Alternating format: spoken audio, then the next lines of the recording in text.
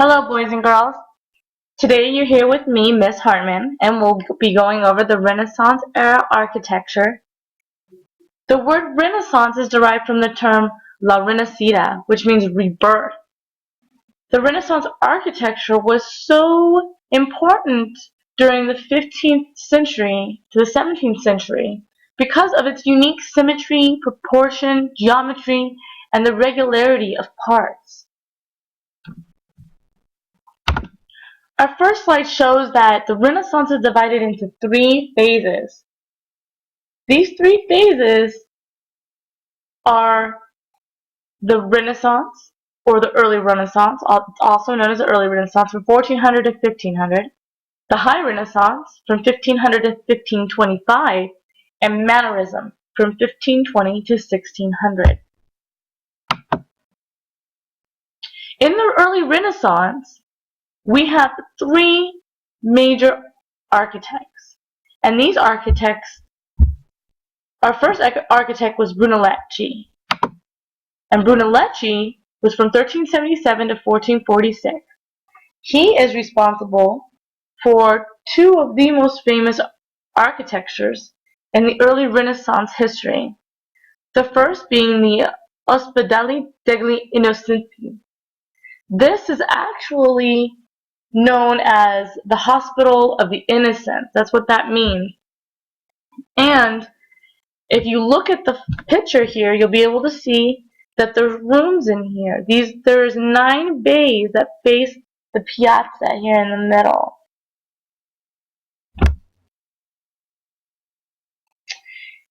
His next amazing piece of architecture was the Church of San Lorenzo. And this is absolutely beautiful. You'll be able to see the arches that are put in here, as well as the ceiling, the coffered ceiling. That's what that's called, is coffered.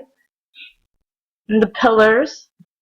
That's very common throughout the Renaissance era in Italian architecture. Our next architect is Michelozzo, and he is very well known for the Palazzo Medici Riccardi and the Fiesoli. The Fiesoli here is actually a commune area. It's a huge park. And he created the Fiesoli 10 years after he had built the Palazzo Medici Riccardi. What makes the Fiesoli so unique is that it's a province of Florence that actually is at a scenic height above Florence. So it has a very unique elevation that you begin to see throughout the Renaissance era in the future. So he's one of the beginning architects to bring that about. Our last architect of the early Renaissance is Alberti, from 1402 to 1472. And he's responsible for the Santa Maria Novella and the Saint Andrea. Two beautiful pieces of architecture. Our second era is the High Renaissance era, 1500 to 1525. We have three primary architects that really made a difference in that area, and our first is Bramante. Bramante is responsible for Santa Maria delle Grazie, and it is a beautiful church. Primarily, the architecture that you see coming out of the church the red is actually bricks, and that's what makes it so unique, is that brick structure. It's a form which owes much to the Northern Italian tradition of square domed baptistries, which you'll see throughout Italy as we go through on these lessons. Our next architect is Raphael, and he is very well known for the Palazzo Pandolfini in Florence, and that's a beautiful piece of art. Our third is Sangallo, and he is well known for the Palazzo Farnese. And the Palazzo Farnese actually means the grandest palace of the period. And Sangallo, he was very well known for this, but he also was very well known for his affiliation with St. Peter's Basilica and being one of the contributors in submitting a plan and building that beautiful piece of art. Our last era, or last phase in the Renaissance era is Mannerism, and that covers 1520 to 1600. Some of these names you might know, like Michelangelo. So we have four major architects that contributed to this phase in Renaissance era. Our first is Michelangelo, and he is very well known for St. Peter's Basilica. This is a very, very popular in Italy. In the United States, we talk about it a lot as something we want to see if we ever go to Italy.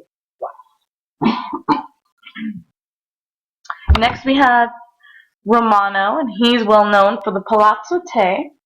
He's well known for these pillars that protrude out of the wall and its flat surface over the front of the building.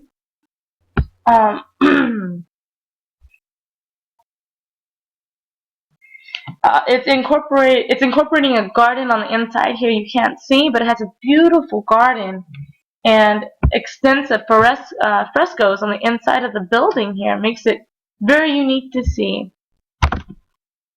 Our third architecture is Peruzzi, and he's responsible for Palazzo Massimo alle Colonne.